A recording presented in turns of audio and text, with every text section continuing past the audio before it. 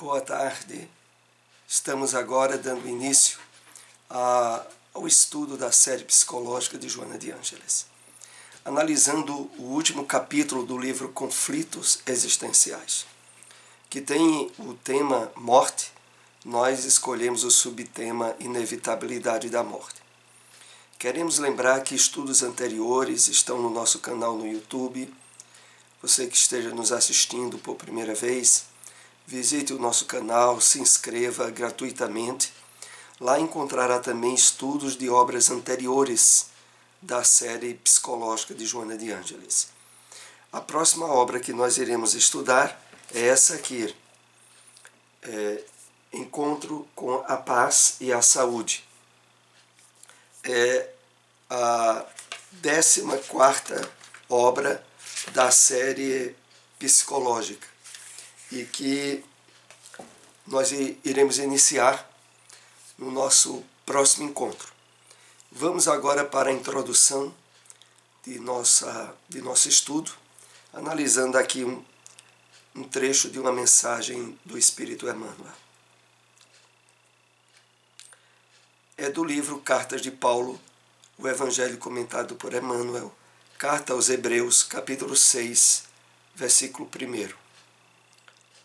Busquemos edificar-nos em espírito, reconhecendo que, em verdade, estamos infinitamente longe das criaturas perfeitas. Mas, se já conhecemos algo do Cristo, estamos na trilha da corrigenda. E qualquer corrigenda é passo da vida no rumo da perfeição.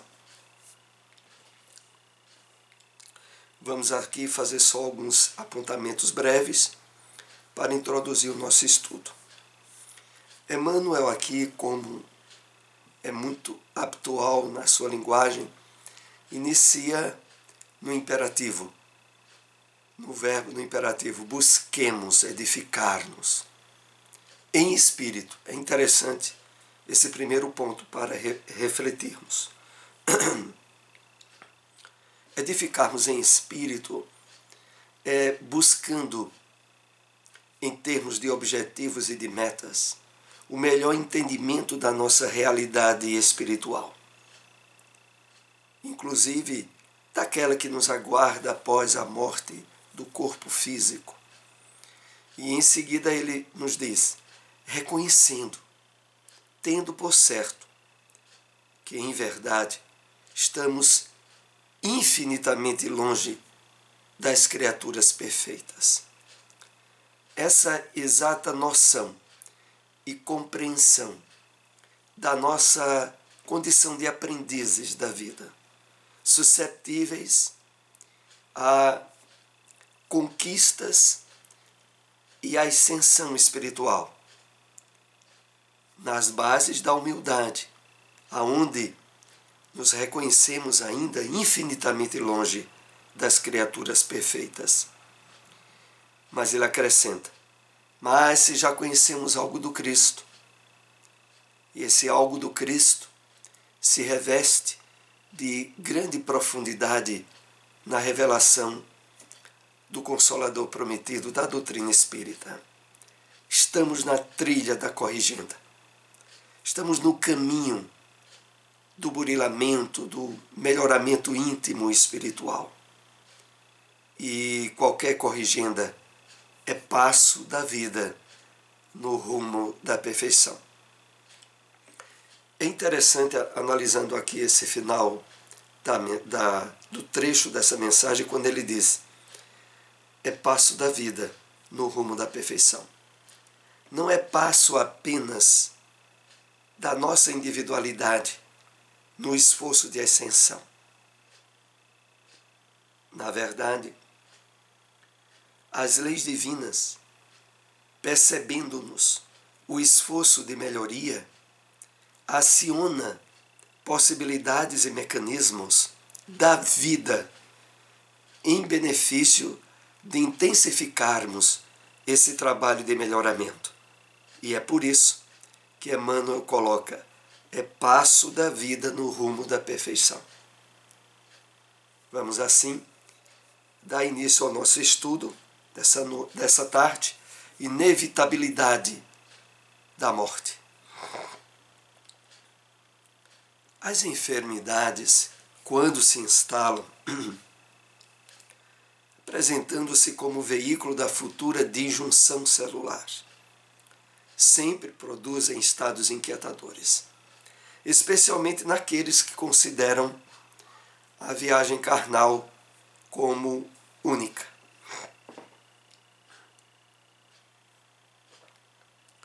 E nesse aspecto, sabemos que é a grande maioria da humanidade. Em um mundo ainda estabelecido no entendimento, cujo alicerce é o materialismo, o imediatismo, a percepção da vida física como sendo a única experiência real de vida para a pessoa, leva, evidentemente, a esses estados inquietadores, a um nível de ansiedade e de preocupação ao enfrentar doenças graves e que, pela filosofia de vida que a pessoa está levando, quando distanciada da percepção espiritual da mesma, leva a uma intensificação do sofrimento. É comum suceder nesse período um sentimento de negação da doença, como reação ao que se considera como uma injustiça da vida ou da divindade, quando o paciente vincula-se a alguma crença religiosa teórica. Bom, aqui não é mais a questão direcionada apenas aos que integram o puro materialismo, mas também àqueles que, independente do culto religioso a que estejam ligados, têm, em termos de compromisso religioso, apenas a estrutura firmada na teoria da sua doutrina, mas não no esforço de sensibilização e de transformação íntima. Aqueles que apenas têm na religião um compromisso social e aonde não buscam uma renovação no entendimento da vida, também são alcançados por esse nível de desassossego ao surgirem doenças mais graves. E uma das saídas que essas pessoas têm é de negar a doença. Ou outra reação é de considerar aquela doença como uma injustiça da vida. Ao percebermos esse tipo de entendimento, estamos sendo chamados seriamente a uma análise do nível de crença ou de confiança religiosa que tenhamos estabelecido. Porque, invariavelmente, ela estará muito devedora em termos de ter sido elemento de transformação para nós. Toda a existência deve ser utilizada para vivenciar-se o processo de evolução, não apenas para deixar-se arrastar pelas sensações do prazer em espetáculos de egoísmo incessante, longe dos deveres morais. Nesse aspecto, a doutrina espírita, em particular, ela é sempre atenta em estar nos estimulando, em estar nos motivando a esse trabalho de associação ao entendimento religioso e ao esforço de melhoria íntima, de aquisição de virtudes de transformação em termos de melhoramento moral. Mas aqueles que não percebem a vida no corpo por esse ângulo e se entregam a uma busca invariável de prazeres e de sensações físicas extremamente associadas a um egoísmo profundo, tem uma dificuldade imensa na superação das dificuldades provacionais associadas a doenças graves e à desencarnação iminente. Todo indivíduo inteligente deve interrogar-se em torno da transitoriedade do corpo físico e dos objetivos da vida humana, meditando com equilíbrio a fim de encontrar as respostas sábias para aplicá-las no cotidiano. Aqui Joana, em síntese, nos traz a reflexão de que toda pessoa que de fato esteja utilizando a inteligência, a razão de forma equilibrada, deve interrogar-se, autoanalisar-se sobre a transitoriedade do corpo físico, sobre os verdadeiros objetivos da vida humana. E é claro, com um intuito, com um desejo de encontrar respostas. E encontrando-as em termos de entendimento espiritual da vida, aplicá-las no cotidiano, no seu dia a dia. A morte, em vez de destruir a vida, somente transfere o viajante para outra dimensão, para outra realidade, facultando-lhe a continuação dos anelos, dos desejos, o prosseguimento da afetividade. Nessa parte do capítulo, Joana vai nos convidando às reflexões que são espontaneamente deduzidas no conhecimento da doutrina espírita, aonde entendemos que a morte, de modo nenhum, destrói a vida em termos reais, espirituais. Apenas transfere o viajante para outra dimensão. Quando ouvimos essa expressão, viajante, de apenas transferir o viajante para outra dimensão, é lógico que naturalmente nos lembramos daquela citação do apóstolo Paulo em uma de suas cartas que se encontra no Novo Testamento, aonde ele nos convida a nos percebermos como forasteiros, que está de passagem por uma cidade estranha, que não é a sua, e que, portanto, não projeta maiores identificações com o que ali encontra. É assim que aqui Joana, em outras palavras, nos convida à reflexão. A morte, em vez de destruir a vida, somente transfere o viajante para outra dimensão, para outra realidade, facultando-lhe o prosseguimento, a continuidade de desejos, de projetos, de anelos, e do prosseguimento da afetividade, dos laços de verdadeiros sentimentos que se tenham cultivado.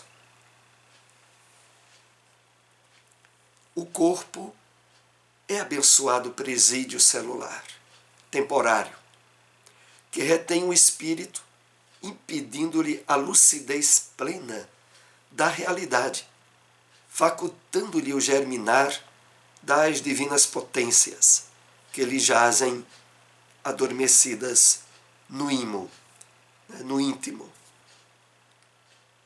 Então, a percebermos o corpo físico no qual temporariamente estagiamos durante a encarnação, como um verdadeiro presídio celular, que diminui, que embota as faculdades verdadeiras de percepção que o espírito tem. Não obstante, faculta-lhe o germinar das divinas potências, que lhe jazem adormecidas em seu íntimo, em seu interior. Então, não obstante estarmos cerceados na vestimenta corporal, as sementes divinas da conquista de virtudes, de alcançarmos plenitudes em termos amplos, encontram-se em germe no nosso espírito, mesmo durante a encarnação. E devemos direcionar suficiente atenção para que elas proliferem e se expressem em frutos durante a nossa vilegiatura carnal. A morte deve ser cuidadosamente estudada e comentada em todas as oportunidades existenciais, a fim de que seja liberada dos artifícios que lhe foram colocados pela ignorância e pelas religiões do passado. Então aqui nós recebemos a reiteração de um convite ao qual devemos dar cuidadosa atenção, que é o de estudar, de comentar, de nos aprofundarmos a respeito da existência no corpo físico, em termos espirituais, a fim de que nos libertemos dos artifícios, dos padrões colocados pelas religiões do passado e que estabeleceram um campo de ignorância, de dúvidas, de obscuridade sobre o que seria a vida depois da morte do corpo. Agora, principalmente com as possibilidades amplas dadas pela revelação espírita, devemos cuidadosamente, disciplinarmente, trabalharmos a ampliação desse entendimento, pelo estudo, pela análise das mensagens, das revelações a respeito da vida espiritual. Fazendo parte do processo normal da vida, não pode ser deixada à margem dos acontecimentos, como se merecesse consideração apenas quando se apresenta, arrebatando um ser querido. Então a morte deve ser considerada como um processo normal da vida física e que não deve ser deixada de lado. Deve ser analisada, deve-se procurar respostas que satisfaçam o nosso íntimo a respeito da essência da vida e não deixar apenas para quando somos atingidos pela desencarnação de um ente querido ou pelo surgimento de uma doença grave e que, se devidamente tivermos estabelecido essa busca de entendimento da realidade espiritual, não nos causará o nível de transtornos e de ansiedades que normalmente envolvem uma grande maioria de pessoas que estão completamente ignorantes a respeito da realidade da vida. O amadurecimento psicológico do indivíduo trabalha-o para considerar que, por mais longa que se apresente a existência, chegará o momento em que será interrompida, assim equipa-se de sentimentos de renúncia e de abnegação, anelando pela conquista de outras realizações enobrecedoras. Então, naturalmente, à medida que vamos amadurecendo psicologicamente, percebendo a essência da vida como espiritual, nos esforçando pelo autoencontro, pelo despertamento do eu profundo, como habitualmente recebemos nas lições das obras da série psicológica de Joana de Ângeles.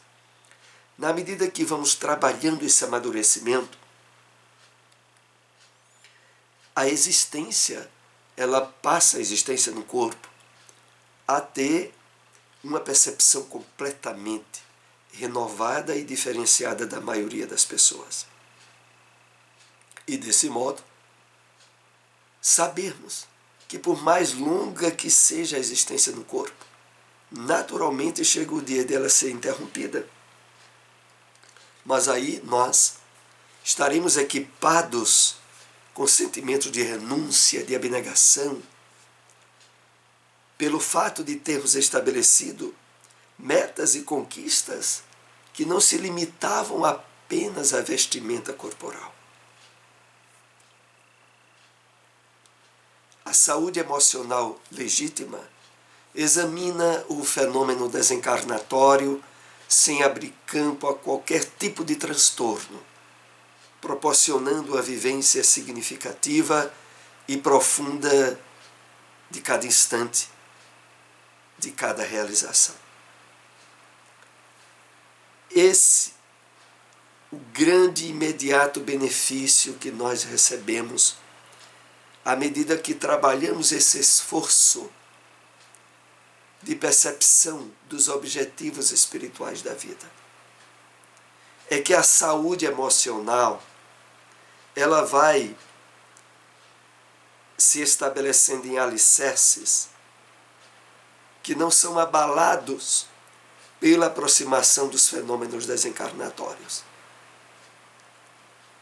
E evita-se uma diversidade imensa de transtornos emocionais que têm multiplicado-se cada vez mais nos dias em que estamos vivendo.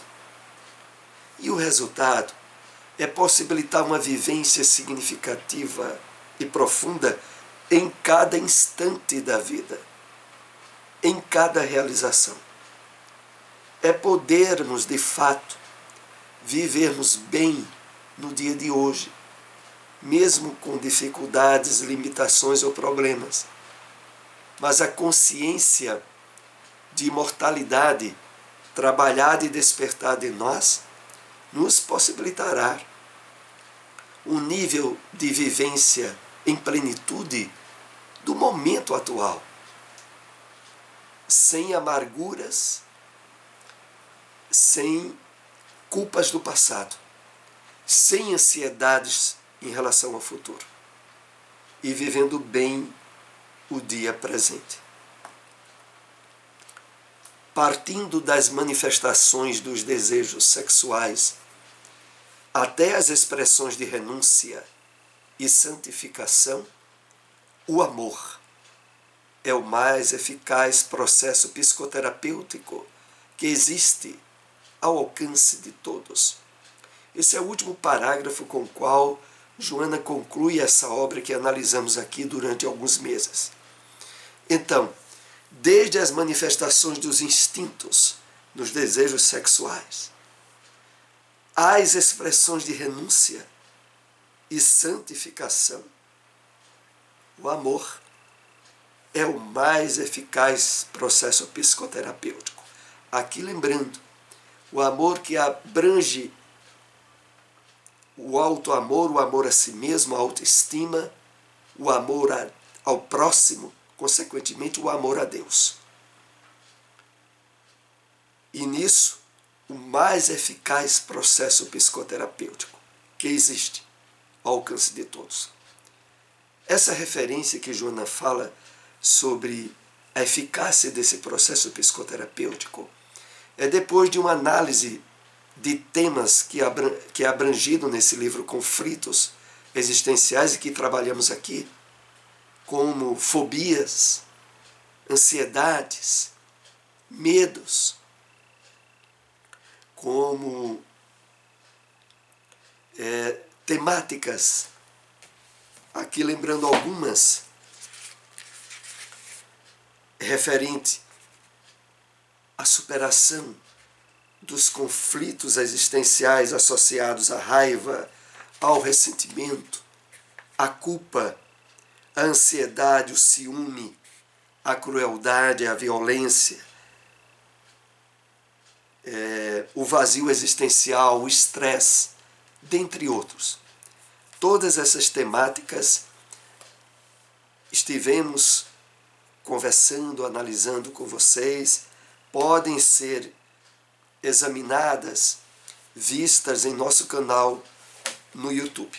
Lembrando que o nosso próximo estudo será a obra Encontro com a Paz e a Saúde, dando prosseguimento aos estudos da série psicológica de Joana de Ângeles. Agradecemos àqueles que possam compartilhar essas informações.